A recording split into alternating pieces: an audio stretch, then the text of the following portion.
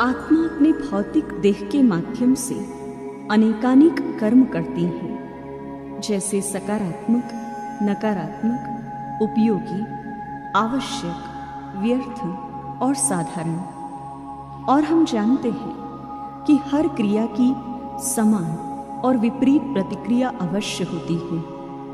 तो आइए हम कर्मों की गुह्य गति अर्थात क्रिया और प्रतिक्रिया के आध्यात्मिक रहस्य पर विचार करें।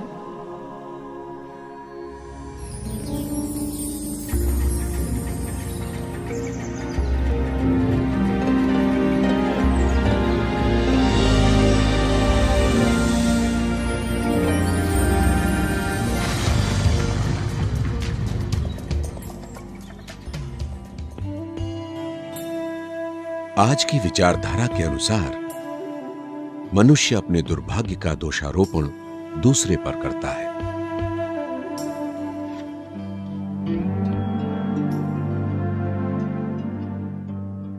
परंतु कर्म सिद्धांत अथवा कारण और प्रभाव के सिद्धांत के अनुसार यह बात स्पष्ट हो जाती है कि हमारे साथ घटने वाली अच्छी या बुरी घटनाओं का कारण क्या है, तथा अपने जीवन को श्रेष्ठ और निर्विघ्न बनाने के लिए हम क्या कर सकते हैं। न्यूटन का तीसरा सिद्धांत यह कहता है कि हर क्रिया की समान और विपरीत प्रतिक्रिया होती है। क्राइस्ट ने भी यही कहा है कि हम जो बोते हैं वही काटते हैं।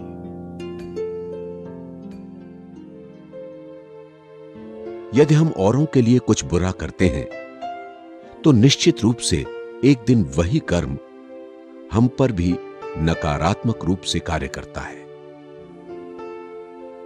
अच्छे कर्मों का परिणाम भी अच्छा ही होता है तथा बुरे का बुरा।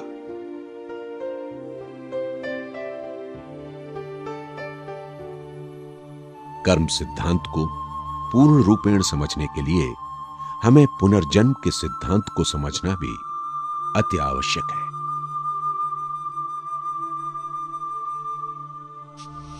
इस जन्म के अच्छे या बुरे कर्म निश्चित रूप से दूसरे जन्म में हमारे साथ जाते हैं।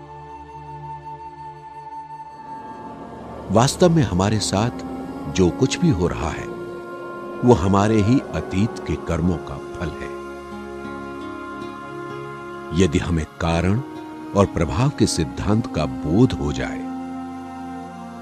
तो हम अपने दुर्भाग्य के लिए किसी अन्य को दोषी नहीं ठहराएंगे, बल्कि खुशी से अपनी गलतियों को स्वीकार कर लेंगे।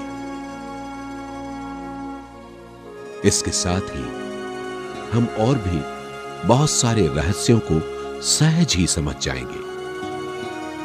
जैसे क्यों कोई व्यक्ति जन्म से ही धनवान और स्वस्थ जबकि दूसरा निर्धन और बीमार होता है। कर्म सिद्धांत का ज्ञान हमें हमारे अतीत के कर्म खाते को चुकता करने में मदद करता है तथा भविष्य के लिए श्रेष्ठ कर्म करने की सबल प्रेरणा देता है। अब हम जो भी करेंगे वही हमें भविष्य में प्राप्त होगा।